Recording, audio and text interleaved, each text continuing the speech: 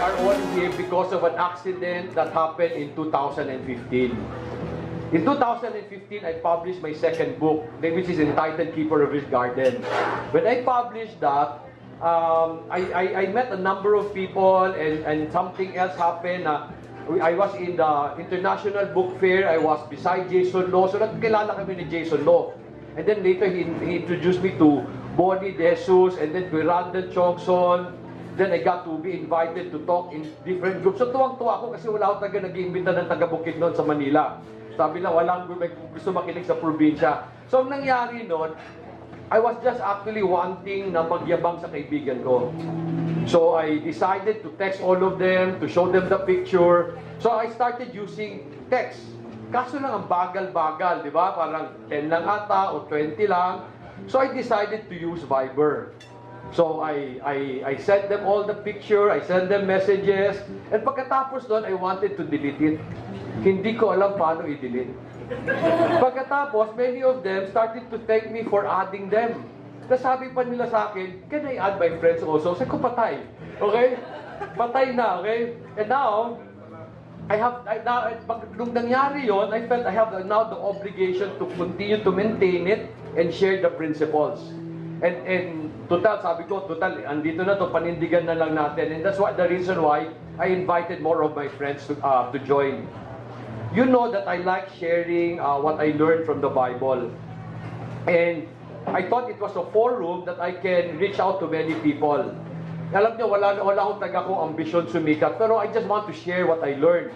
So I thought that Viber group is an opportunity for me to share what I know. And I wanted it to be a forum where we can encourage each other to be good stewards for the Lord. And that's the reason for the title, no? Keepers of His Garden. I want us to be good stewards of the Lord.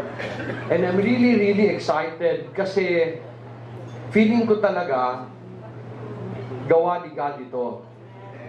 Amen. But aside from getting to know each other, you know, some of you have been asking, where is Keeper going? Saan tayo papunta? Why are we even gathering?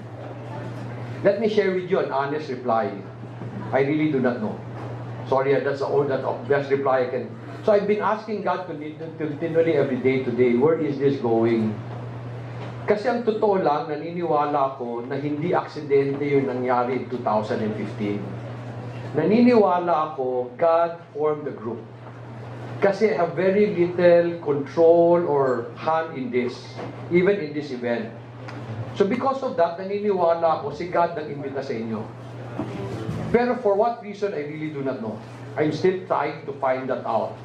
Ako, isa lang commitment ko kay God.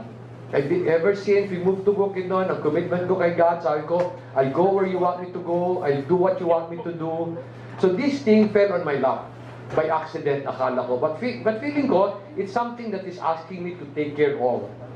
So while I don't know exactly why we are here, siguro, let me just share with you my dream. Can I do that? Yes. I have this dream. I dream that every Filipino would experience what we experience in Bukidnon. If you have read my books or maybe know my story, you would know that we started life in Bukidnon with basically nothing, very, very little. You know that we started our life in a container van. We had a farm that was barren. And in fact, dinala ko si Rico doon 4 years ago, 4 or 3 years ago. Sabi ni Rico sa akin, ito binili mo. Okay, pangit naman. Sabi, my friend is very, very honest. Sabi niya, hirap puntahan, you could have chosen something better, but it is true. Tama si Rico. Di ba? However, sabi ko kay Rico, ito yung binigay ni God eh.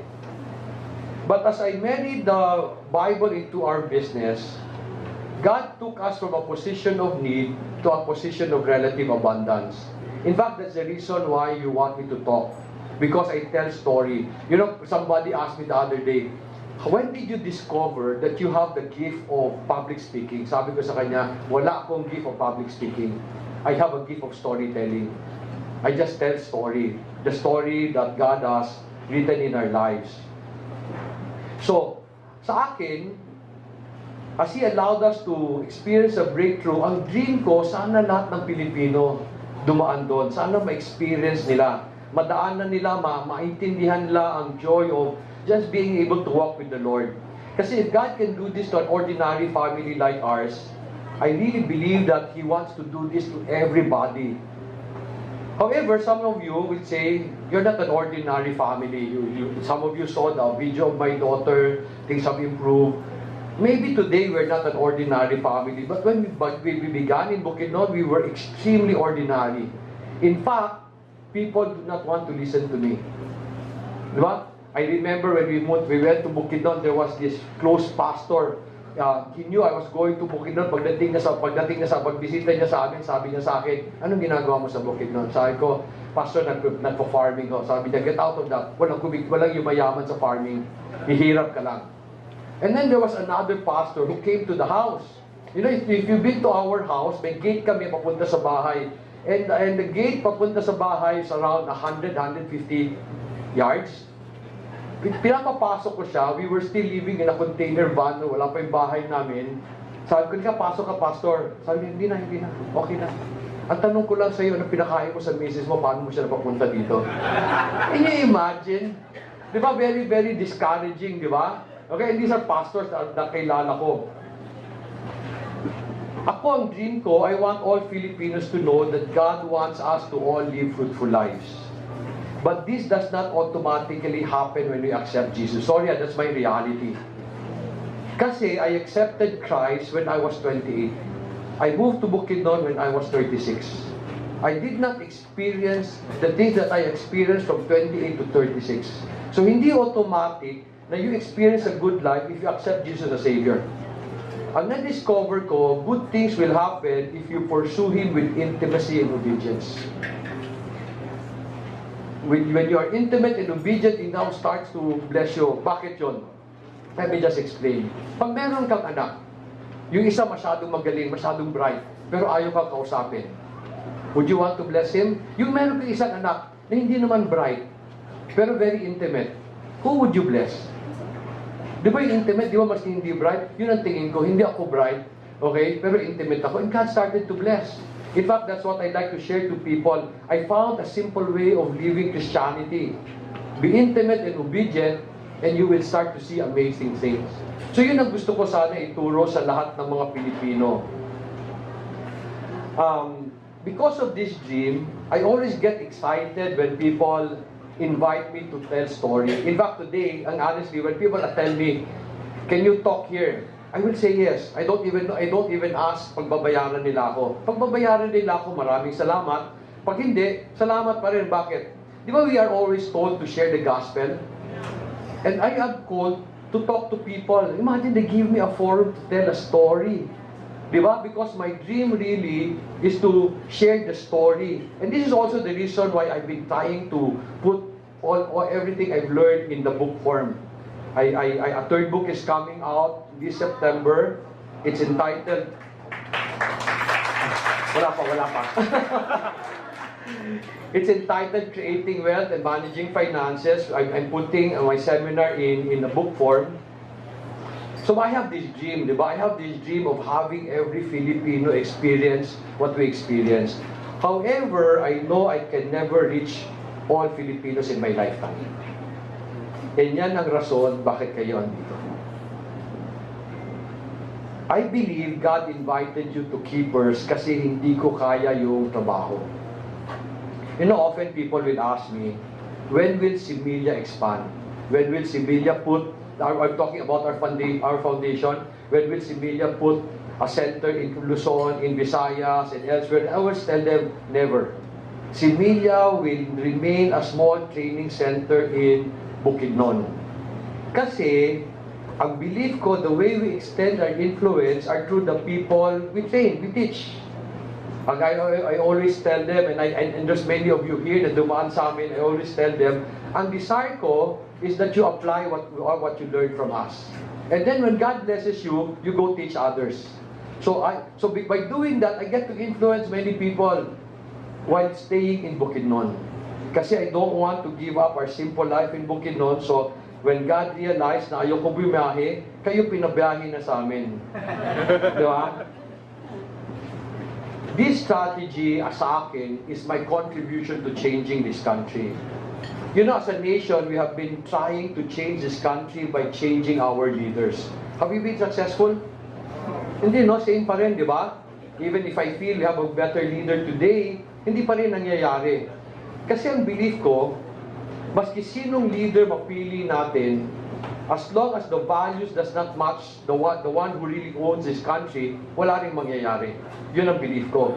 So I have another strategy. If we can all work together to change one person at a time, and who will change another person when he change, I really believe a day will come when we change this nation. So di ba, we can change this country by changing the leader, and walang nangyayari. So, I like the concept of a cancer.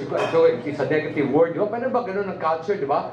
Hinahawa niya yung katabi niya, di ba? But we become a cancer in a good way. Maybe God revealed something to me so that I can reveal this to you, which you will reveal to your neighbor. You know, I have friends here na parati na pinapadala yung mga tao nila sa amin. Why? Because they get excited when they learn. And marami dun sa likod, yung kaibigan ko kanina hindi natutulog, isa yun. So yun ang belief ko. The other belief ko, or maybe, the next president will come from you. Okay, I don't have to be the leader, but maybe we can be the influencer.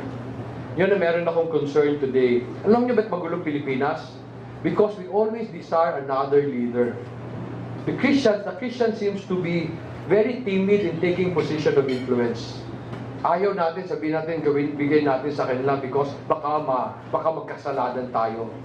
And believe ko, this country will never improve if we do not take on our position in the government. What do I mean? Do you know that in the major events in history, God's people was running different country? Like for example, Egypt. During times of famine, who was running Egypt? Joseph. When Babylon was in power, who was running Babylon? Daniel. Do you know that Daniel was prime minister or governor for 4 kings and 3 kingdoms? Babylon, Midian, Persia. Now in all of this, it was God's people running it. Kaso lang tayo, takot tayo to take on that position. Baka gumawa tayo ng kasalanan. Pero bakit sila hindi? Ako, I have a dream. Another dream I have. I have 2 children, no? I've been telling my children, taga-4 kayo na anak. And my children are shocked. Paano yun? Usapan na namin yun, kasi ayaw nila. Okay? So they would ask me, bakit naman Papa? Kasi sabi ko, I plan to possess Bukidnon for the Lord. When I say possess, I do not mean I become governor. We will possess it. We will be the greatest influence for the people around it. Diba, I will possess it for the Lord. But I cannot do that if I do not have many children. Okay? Kung pwede nga sa kanila, tagdo-12, I will be very happy. No, but I'm really serious. I really believe we need to take on our rightful position to influence this country. However, when I talk about Similia, most of you cannot join Similia's training. And I believe God organized keepers so that maybe I can share with you what He taught me, and then you use it, and then you share to other people. Pero I want you to know, and I'm serious at this, wala akong ambition maging Bo Sanchez, Peter Tanchi, or Apollo Kibuloy. Wala akong talaga akong ambisyon. Okay? So may tao nagsasabi sa akin, magtayo kasi ayoko talaga magtayo ng simbahan. I will always tell them, I'm a very poor pastor. Kasi nagagalit ako pag tatamad-tamad ka. So mawawala member ko, baka mawala kayo. Okay? And I love the simple life in Bukidnon. So somebody asked me, my close friend asked me, si Dick Ang asked me, sabi niya, Dong, what's next? What's the next plan? Again, I told them, I'm still consulting the Lord. I really do not know. Up to now, I want you to know, I really do not know. Someone was asking me, kailan nagsunod? I really do not know. But I am really, really encouraged with what has happened tonight. I want you to know that I'm just taking a partaker of this event. Wala akong kinalaman dito, kasalanan ng nila Biba at saka ni Rico. Okay, at saka ni Ut. Kasalanan nila to. I will be praying about it. However, I recognize that God is doing something in our midst. So this is now my commitment as we try to understand where God is bringing us. We will try to have everybody have access to all our values formation lesson. We will put that in our web page. I was told to put many of our lesson in YouTube. I will try to do that as much as I can, so that more will learn, so that maybe somebody was telling me, put those lessons and then we will discuss them. So it's a help to the church. It will not replace your church. I really believe Similia is not a competitor of the church. Similia helps the church in the business side. So yun ho ang gagawin ko. And ang hope ko, I will be praying for all of you that you continue to become fruitful so that you attract many people to the Lord. And sana when you tell your story, do not tell your story. Tell His story. Diba? And they will know that there's a better way of doing business. His way. Now, as I end lang, ito lang suggestion ko. You know, we come from different churches. Diba? We come from different denominations. So, ang tanong yan, paano tayo magkakasundo? Ito lang alam ko. Let us all commit to read the Bible, cover to cover. Ito belief ko. When we have Muslim students sa Similia, I only tell them, read your Quran. And then read the Bible. Because the Quran says, you cannot be a Muslim if you do not read the Injil, the Sabur, and the Torah, which is basically the Bible. The Old Testament, the Psalms, and then the New Testament. Kasi may paniwala ako. If we all read the Bible from cover to cover, darating ang panahon, we will share one faith. The only reason why our faith are different is because we focus on a certain part of the Bible. When we read it together, darating ang panahon, we will share the same faith. Yun ang belief ko. So anyway, really want to thank you for being here tonight. I'm really, really encouraged. Thank you for my friends na nandito. And, ano pa ba? Tapos na ako yung speech ko.